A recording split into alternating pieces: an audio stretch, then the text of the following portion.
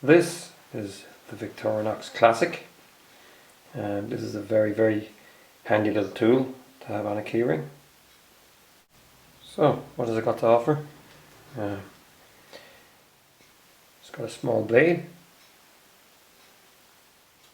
it's got a nail file with a nail cleaner, not the flathead screwdriver like the ST. It's got a scissors, comes in very handy. It's got a tweezers, and it's also got a plastic toothpick, both of which are concealed inside the scales. If there's one keyring you should have hanging off your keychain, I guess it's this.